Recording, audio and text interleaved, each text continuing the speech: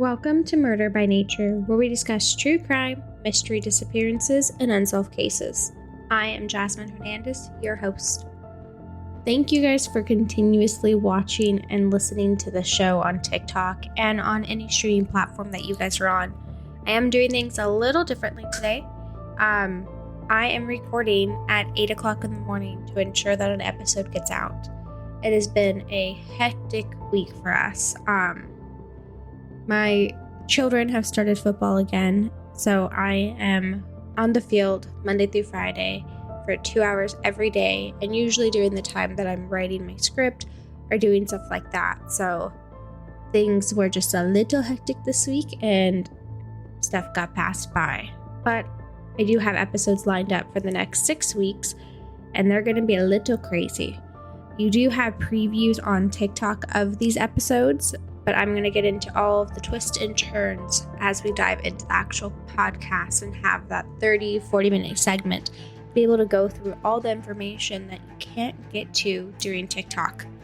And then we do have some exciting TikToks coming out this week. So if you follow us, make sure you're watching out for that. And if you are not following us on TikTok, go download the app and find us, Murder by Nature, and follow us. We release episodes every single day. There may be one day that you're not going to get one, but for the most part, they're out every day between 2 and 7 p.m. Pacific Standard Time. But we're going to jump into the case of Tristan Jensen. This case rocked Southern California back in 1998 and is a case that still sticks with police to this day.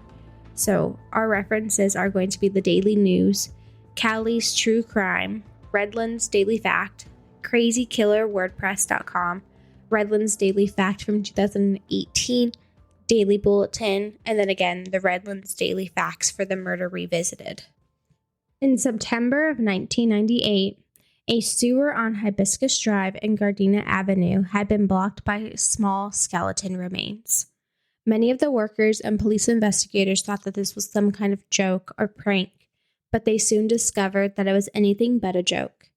The remains were identified as human, and they were the bones of someone around the age of 13 to 17 years old. A jawbone was found on a sewer's ledge, and some teeth was still intact into the jaw. The Redlands Police Department didn't know what to do as they found the whole skeleton throughout the drains. As police didn't know where to start, this was something weird for them. They decided to check the missing persons reports, and this is when they stumbled upon the report of a 14-year-old boy named Tristan Jensen, who was reported missing 7 weeks earlier. Tristan was 13 years old from Redlands, California. He had a rough life growing up, and his mom died of cancer when he was just 4 years old, and his dad was in and out of county jail in Chino. Tristan would eventually move in with his grandmother, Betty Simon, and Tristan's grandmother would raise him until the age of 13. At 13 and a half years old, Tristan moved in with his Aunt Shelley and his two cousins, Matthew and Brandon. They lived next door their whole life, and the family blended great. The cousins were raised as brothers, and the family was whole. This is where Tristan needed something stable. His dad was in and out of jail his entire life, and without his mom, he was left alone. So his aunt really took him under her wing and raised him. And it was something that I think still haunts them to this day. Family and friends described Tristan as very popular and friendly, someone who had the ability to be friends with just anyone and didn't stand for bullying. Everyone wanted to be around him because of the energy that he gave off. He was known as the popular kid amongst the children and staff at Redlands High School. In 1998 of August, Tristan went missing. He was 14 years old at the time, and his family said that he was always reliable. They had no idea where Tristan could have gone, and they contacted the police the following day. And I know there's a lot of things on forums about, oh my goodness, they waited until the next day to contact the police. But I feel like in the 90s, it was a little different. You never knew, like, oh, maybe he stayed at a friend's house, or maybe he was just really mad. This wasn't a huge thing with people just getting murdered. It wasn't someone's going to take your kid. You were able to trust the family down the street. You were friends with your neighbors. It was a different time in the 90s. The family told the police that Tristan had gone out to ride his skateboard and they didn't hear from him and he didn't come home. They said they didn't initially panic as Tristan was responsible and always rode around town. But in spite of an intensive search, 6 weeks would pass before the family would hear anything about the missing teenager. Police went to go speak to Tristan's grandmother and his aunt. And when his aunt saw the police at the door, she told them that she heard about the discovery of the remains on the radio, and she had a gut feeling that it was Tristan. She tells police that Tristan disappeared after leaving the house to go skateboarding. Him and his grandma got into a brief argument over doing some chores, and he was a little mad, so he left. Police asked the family if they can collect any possible pieces of DNA evidence, hair, body fluids, anything from Tristan that would help them identify the body. This is when Tristan's grandmother produced the last baby tooth that he lost at the age of 12, and it was rushed to the forensic laboratory for comparisons with the skeleton remains. Sadly, it was a match. The cause of death was ruled undetermined due to the decomposition of the body. Police believe that the sewer gases had skeletized the bones so quickly that they couldn't determine how Tristan died, and this left the police in utter disbelief. The police department felt like something wasn't right with this case, though, and that Tristan wouldn't have just got into the sewer by himself like that. They felt like there was more to the story and decided that they were going to treat this case as a homicide. The Redlands Police Department decided to canvass the area to search for any clues or witnesses that may have seen something, and this is when they ran into 15-year-old J.P. Remsen. J.P. told police that he had seen a dark-colored van in the area and some Hispanic men putting something into the manhole. Police felt like his story didn't make much sense, though. The area where Tristan was found is a busy area with homes all around it. When police asked J.P. if he knew Tristan, he told them that he didn't know him, but he just saw someone put something in the manhole. JP was 15 years old and a student at Redlands High School. Police knew JP, and he was a troubled teenager. With police not sure of JP's story, they continued to question the neighbors in the area, but no one else saw this van or the man dumping anything into the manhole. Neighbors did, however, tell police that JP would often play in the manhole and set off fireworks that his backyard faced that same manhole that Tristan's jawbone was found in.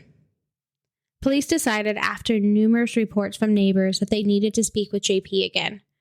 Detectives went to JP's home to talk to him, and when they did, they knocked on the door and JP's dad answers. Police noticed that there was a box filled with knives sitting right next to the door, and this was odd to them. It was like a huge box with hunting knives, so many fishing knives, so many different knives from what I read. It just seemed very odd, not just a box of like pocket knives. JP's father told police that he was at school, but he would be back around 3 p.m. that evening. The police returned. They went back and they noticed that the box was now gone, and they questioned the teenager. When they left the home, they did decide that they were going to question the neighbors about the Remsen family. Something didn't feel right, and they needed to get to the bottom of it. This is when they discovered that Mr. Remsen was known for building fireworks in the garage, even though it was illegal in Redlands. Police knew that something wasn't right with JP's story.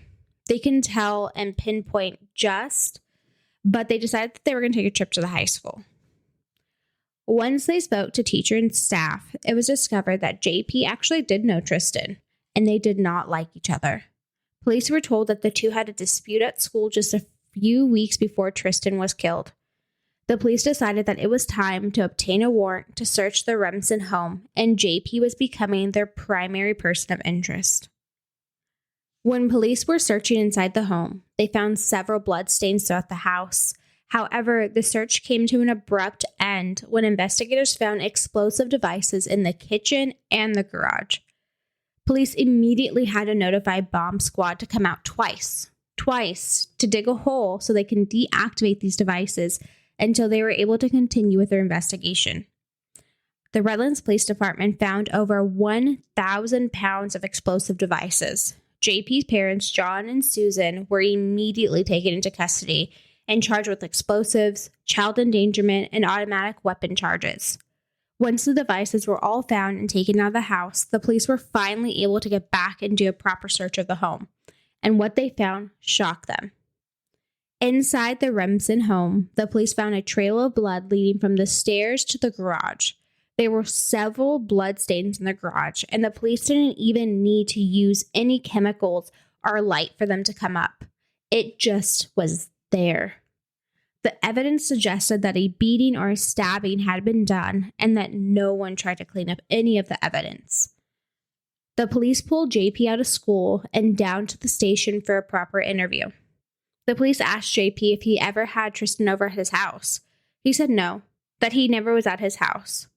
For hours, the police interrogated JP until he eventually told the police that he didn't like Tristan, but would never want him dead. A few hours passed again, and JP admitted that Tristan was at his house, and there was an accident. JP said that Tristan had accidentally died in his basement. He told police that he had a knife collection, and Tristan was interested in purchasing a hunting knife from him, so he came to look at the knife that day. Tristan had the knife in his hand when he fell down the stair landings on the knife, and this is what killed him. Police said that they still didn't think that they were getting the right story, and his story continuously changed several times until JP finally admitted he stabbed Tristan to death during a heated argument. JP told police that he stabbed Tristan twice in the chest and then dragged him into the garage until he could drag his body outside, over a wall, and into some bushes. He said about an hour after the murder, he then dragged his body to the manhole and put him in during broad daylight. The police asked JP to reenact the events for him, and the police took JP back to his house where he would explain how he stabbed Tristan in his stomach. Sorry, I can't say that word. After Tristan called him a name during an argument. Then he pulled the knife out and stabbed Tristan again. This time, the blade went through Tristan's stomach and out his back. JP then carried Tristan's body into his yard and hid it into some bushes. Around 11:30 a.m., he threw Tristan's body down into the sewer. Police believe that JP attempted to cut up Tristan before disposing of the body in the sewer, but he wasn't successful. During the entire reenactment, police remember the chilling sense of JP's presence. They stated that he was emotionless and lacked any empathy for what he did to Tristan. During the investigation, police found Tristan's shoes and burnt clothes near the home and a hacksaw in the garage with blood on it. They sent this off for testing, but it did come back to show that it was animal blood on the hacksaw. I want to kind of state here that JP was known for killing animals around the neighborhood. He would get them and attack them and chop them up. He was a twisted individual, but I think with the parental structure he had at home, he didn't really have anyone to tell him that this was wrong. You shouldn't be doing this. The police started to investigate the parents. JP's dad took a polygraph test, but his mother refused.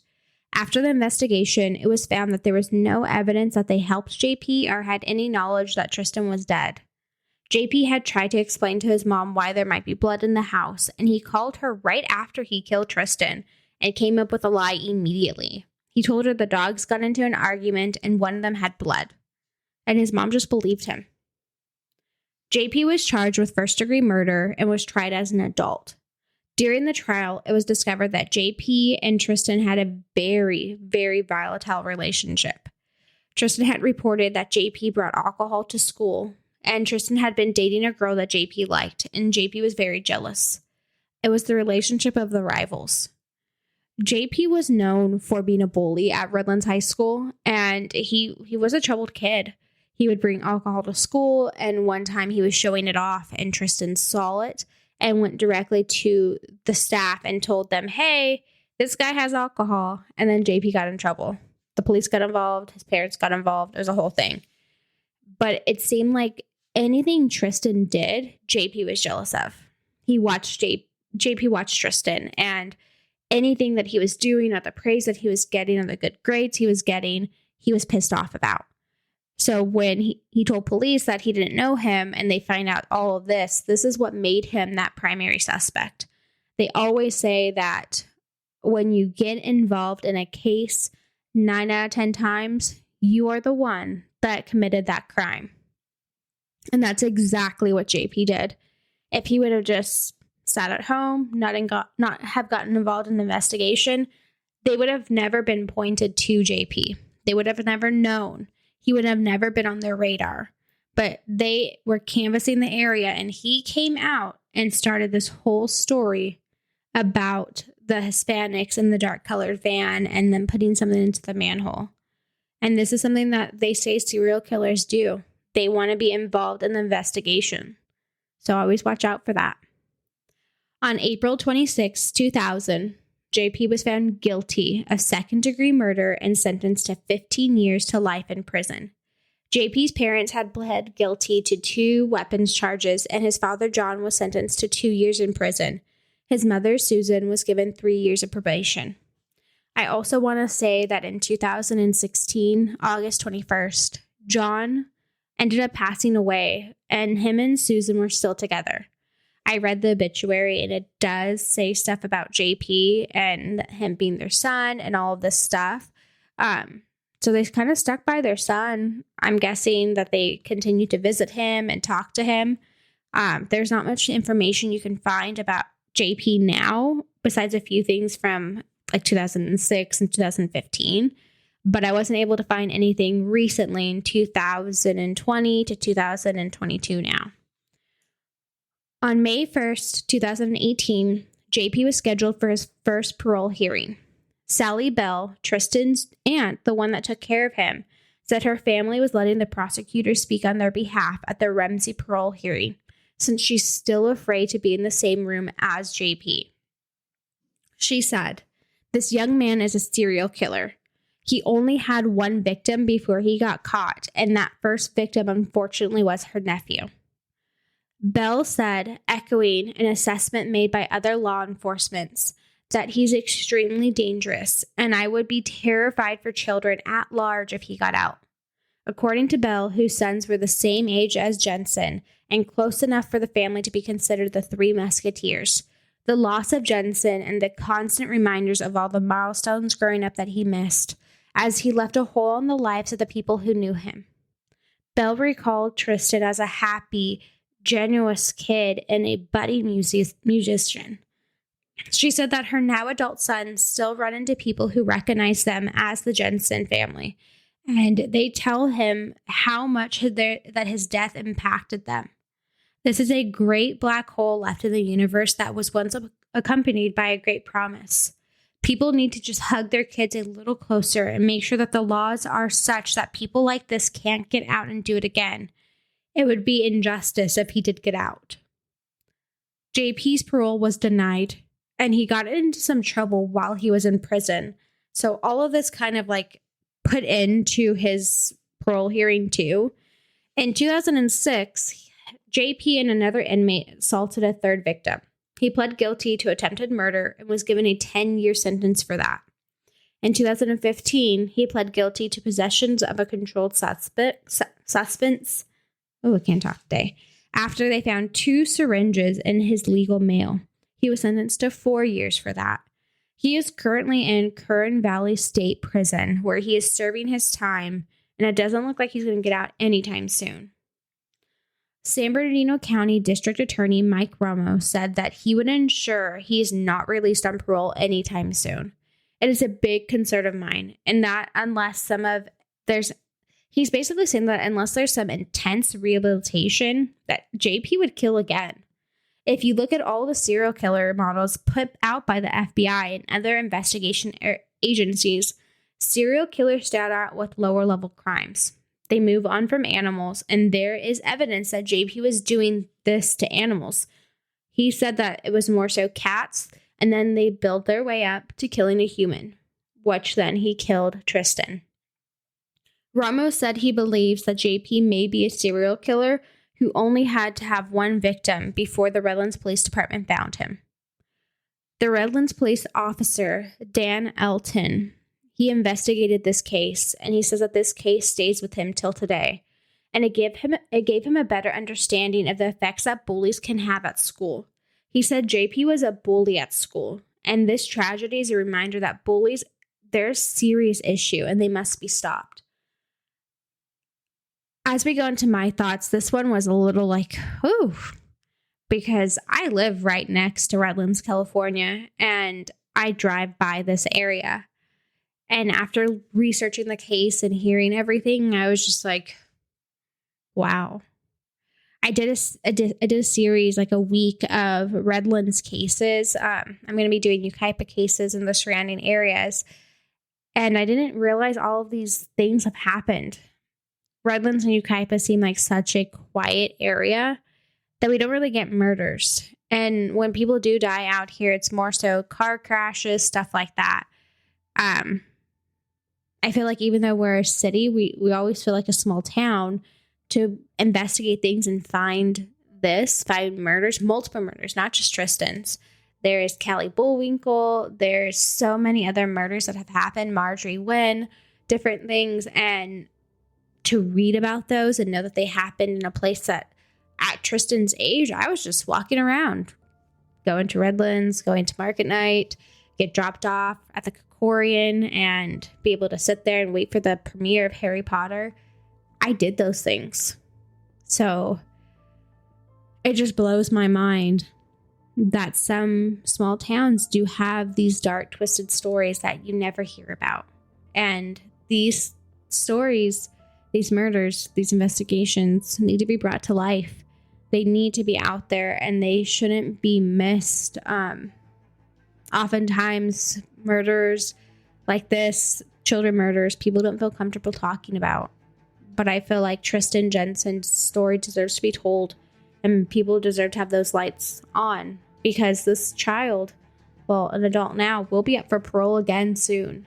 And when he is, there is the possibility that he will be released. As far as what I know, JP's mother, Susan, still lives in Redlands, California. So that makes me a little worried that he will be released to his mother in the coming days. And that brings us to the end of this episode. As always, thanks for listening to Murder by Nature. If you enjoyed our show, please rate us and review us on Apple Podcasts, Spotify, or any streaming platform that you're currently on. And be sure to come back next Saturday for our new episode. Again, if you go to our link in the bio, you can request any cases for us to cover. If there's a case in your small town or even a case that you're super interested in learning more about, send me an email, put it in my comments, send me in a case request form, and we'll make sure to get to those. Again, I love bringing the cases to life that not many people have heard about. We have done just one big case, which was the Chris Watts case, and I will be doing one from Hawaii really soon. It's an active investigation, and I will put a trigger warning in the beginning. It is going to be about a domestic violence case, but it's something that is really close to my heart that I think we need to get the word out on. Until then, I am your host, Jazmin Hernandez. Don't forget to stay safe. Don't get murdered or murder people, you lovely humans. Goodbye.